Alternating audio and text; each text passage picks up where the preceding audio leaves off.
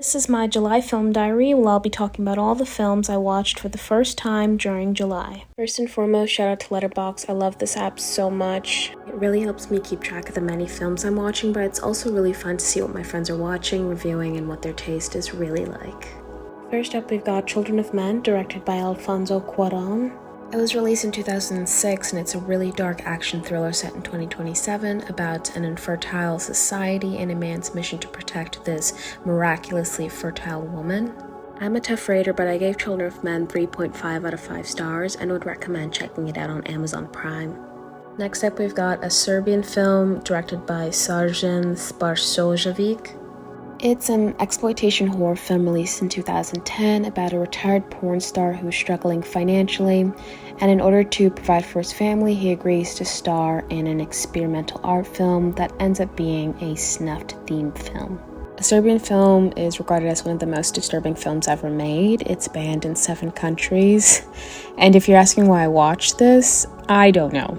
I suppose it's because I was curious after watching A Cannibal Holocaust and seeing it wasn't as disturbing as what people say, but a Serbian film was up there for sure, and I gave it 1 out of 5 stars, partially because it was disgusting, but mostly because I didn't understand the purpose of it, other than it being a cautionary tale about exploitation. One of my favorites of the month is One Flew Over the Cuckoo's Nest by Miloš Forman.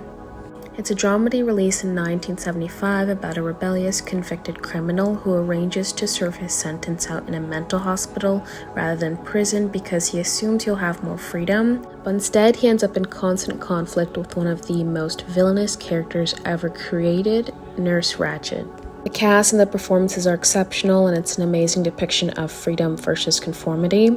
My rating is tottering between 3.5 to 4 out of 5 because the first act was pretty slow in my opinion, but I would give it a watch at least once in your lifetime on either Apple TV Plus or Amazon Prime with a Star subscription. Next up, we've got A Family Affair, directed by Richard LaGravenese. It's a comedy romance released this year about a disgruntled and unfulfilled young woman who's an assistant to an egocentric movie star, and this movie star sparks up a romance with the assistant's middle-aged mother. I give it 1 out of 5 stars because it's pretty terrible. It's one of the most boring things I've watched in a while, and it's very uninspired. I'd say it's definitely one of LaGravenese's worst films, and its most redeeming quality is the casting. You can check it out on Netflix if you dare. Next, we've got Hitman, directed by the wonderful Richard Linklater, who brought us Dazed and Confused, the Before Sunrise trilogy, A Scanner Darkly, School of Rock. I could go on forever about him. But Hitman is an action comedy released in 2023 about a professor who works as a police contractor on the side and has to pose as a skilled hitman, and he falls for a charming murder-for-hire client. I would check it out on Netflix if you're interested. It's a pretty decent, quirky comedy that's filled with chemistry and romance, and I give it 2.5 out of 5 stars only because it was longer than necessary and the ending was a bit lazy, but I do love me some Glenn Powell. Up next, we've got the horror film of the year, Longlegs, directed by Osgood Perkins. I already did a review video on Longlegs, so I'll make this quick. It's a horror crime film about a young FBI agent assigned to an unresolved serial killer case that ends up involving the occult and being much more personal to her than originally thought. I had initially rated Longlegs 3 out of 5 stars because it was a bit pretentious and dragged on for a bit, but I recently changed my rating to 3.5 out of 5 stars because it had a lasting impression on me, and it is what it sets out to be, which is cryptic and scary. It's not yet available on any official streaming platforms, but I highly recommend checking it out on the unofficial ones if you can't make it to the theaters. Up next, we've got American Fiction, directed by Jefferson. It's a dramedy released in 2023 about an unsuccessful novelist who's fed up about the offensive black tropes the establishment uses to profit off of black entertainment, so he sets out to write an outlandish book of his own that ironically garners him success. It's a social commentary that holds up as witty and creative, and the performances by Jeffrey Wright and the lovely Sterling K. Brown are impressive, but I gave it 2.5 out of 5 stars because the story had too many moving parts that don't serve a bigger purpose, and there are a lot of dull moments in the film. You can catch it on Amazon Prime if it piques your interest. Up next, we've got the Spanish melodrama The Skin I Live In by Pedro Almodóvar. It's a sci-fi horror released in 2011 about a heartbroken, deranged plastic surgeon set on developing a new type of skin with subhuman durability and resistance, and he performs years of unsanctioned experiments on a soul prisoner. I give The Skin I Live In a 3 out of 5 stars. I like to think of it as a modern Frankenstein with an interesting take on grief and obsession, and as disturbing and strange as it is, it's equally mesmerizing in both the literal story and the visual narrative.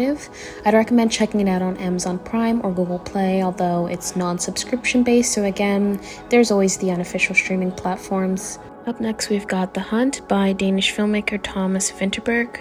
It's an action thriller released in 2012 about a kindergarten teacher who's accused of sexually assaulting one of his students. Despite what it sounds like, it's not disturbing in the way you may be thinking. I was more disturbed by the themes of mass hysteria, self-righteous indignation, and what a powerfully blinding force morality can be for a person who thinks they're right in a wrong situation. I give it 3.5 out of 5 stars. I would highly recommend checking it out because I've not seen many films that captivated me as deeply as The Hunt did. You'll have to stream it on an unofficial service, but it'll be worth it because the narrative is so rich and engrossing, and the performance by Mads Mikkelsen is one of his very best. Up next, we've got Irréversible by Gaspar Noé. It's an emotionally horrifying 2002 crime thriller about two men who avenge the rape of their shared love interest. If you don't know Gaspar Noé, most of his work is controversial for their graphic depictions of sex and violence, and they're usually filled with vibrant colors and unique filmmaking techniques. Apart from Climax, I haven't seen much of his other work, but Irréversible is definitely an intense viewing experience. It's stunning, but also very disorienting and very thematically on brand for Noé. I really enjoyed Monica Bellucci and Vincent Cassel's performances, and obviously the infamous tunnel scene was as traumatizing and memorable as most people say, but I give it a 2.5 out of 5 stars because I really don't think the backwards narrative was done well in this case.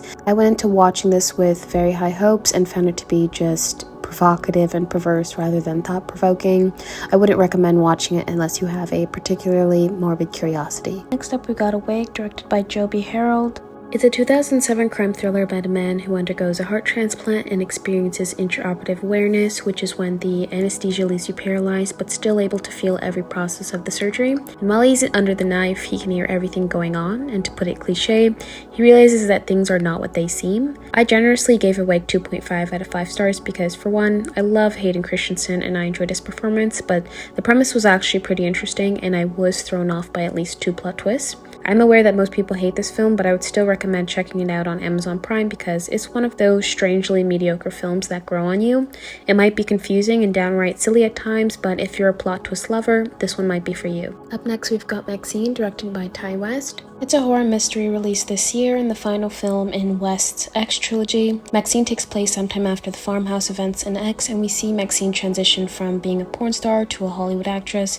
Meanwhile, everyone around her is ending up murdered. Of course, I love Mia Goth and the rest of the cast. There's no doubt that this was well acted, but Maxxxine definitely lacked that intrigue and all that the previous 2 films had. It was certainly stylish, and I do love a final girl moment, but to me, it was all too predictable, so I give it 2.5 out of 5 stars. Next up, we've got Edgar Wright's magnum opus, Shaun of the Dead. It's a 2004 English horror comedy about an unambitious 30-year-old guy with an unexciting life who sort of becomes the champion of a zombie apocalypse that he fights with an odd mix of friends. I typically don't like zombie movies because they seem too close to reality, but Shaun of the Dead is an exception. It's surprisingly detailed with clever foreshadowing, and it's ridiculously funny. It's like Scary Movie or Superbad with more sensible humor. I give Shaun of the Dead 3.5 out of 5 stars and would highly recommend checking it out on unofficial streaming platforms for a good laugh.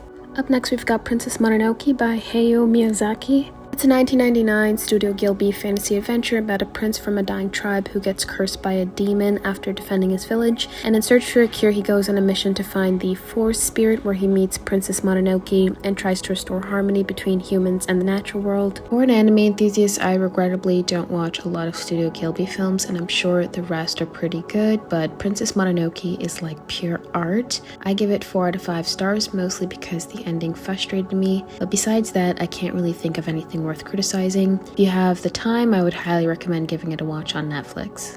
Lastly, we've got Deadpool and Wolverine, directed by Shawn Levy. It's the latest installment in the Marvel franchise, and in an attempt to save his universe from being erased, Deadpool is tasked with finding a new angry version of Wolverine since the original died in Logan. He teams up with this version of Wolverine in the iconic yellow suit, and they go up against Cassandra Nova, a dubious TVA agent, and are ultimately tasked with saving the entire multiverse. I already got a lot of hate for a review I wrote before on Deadpool and Wolverine, but I wasn't impressed by anything other than the cool cameos, Wolverine's reappearance, and him wearing the yellow suit. I give Deadpool and Wolverine a 2.5 out of 5 stars, which I know is pretty brutal, but there are a lot of inconsistencies with the multiverse lore and about which characters are meant to be from which Earth. A friend of mine got on my case about my review and told me that Marvel's simply in their multiverse arc now, but I don't think that excuses the lazy storytelling that went on. I like to use Christopher Nolan as an example because he deals with time and reality bending concepts all the time, and they always make sense fundamentally. Also, this is a prime example of writers thinking profanity is funny just because. I get that Wolverine and Deadpool are both extremely vulgar in the comics, but I think it would have been nice if there were more jokes beyond the profanity. If you think this was too many films, I only talked about my first time watches. There are probably double the amount if I counted rewatches. And if you watched this all the way through, or even took a glance, thank you so much for taking an interest. I'd love to hear about any film suggestions you guys may have, or anything you may want to see reviewed. Cheers!